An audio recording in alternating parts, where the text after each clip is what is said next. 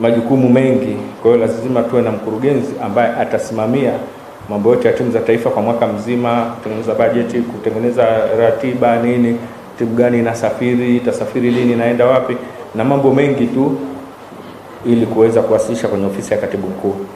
Lakini pia tumeanzisha kurugenzi ya miundombinu.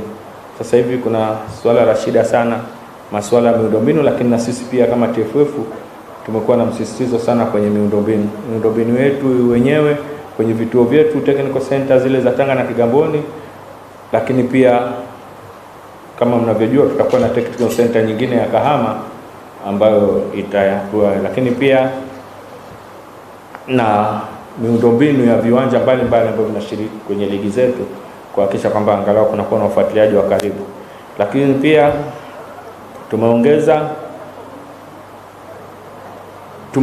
upgrade kitengo kilichokuwa cha manunuzi, kimekuwa kurugenzi kamili. Kwa hiyo na tumewateua wakurugenzi ambao watakuwa wanasimamia hizo kurugenzi. Lakini pia tumeweza kuteua na kumthibitisha mkurugenzi wa bodi ya ligi, kwa maana sio wa bodi ya ligi. Mkurugenzi aliyekuwepo mkataba wake unaisha leo tarehe 28. Kwa hiyo hizi teuzi zote tunazozitangaza hapa zitakuwa zinaanza kazi kuanzia tarehe 1 mwezi wa 3, kwa maana ya kesho. Kwa hiyo mtendaji mkuu wa bodi ya ligi atakuwa Cornel Barnabas ambaye alikuwa director wa fedha wa TFF, ndio anakuwa CEO wa bodi ya ligi. Lakini mkurugenzi wa timu za taifa atakuwa Almas Kasongo. Mkurugenzi wa fedha itakuwa Hassan Njama. Barnabas CPA, Hassan Njama CPA.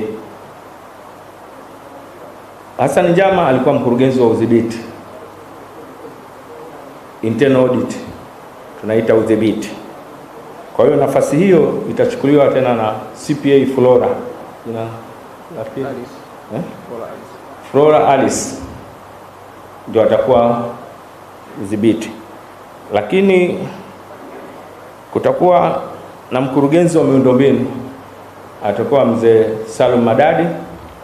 Lakini pia mkurugenzi wa manunuzi atakuwa Frank Zomboko, na mkurugenzi wa mashindano atakuwa Baraka Kizuguto.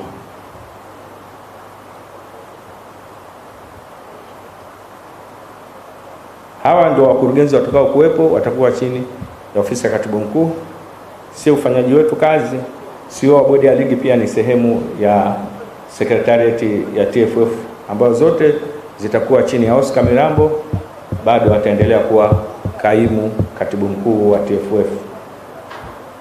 Asanteni sana, naomba kuwasilisha.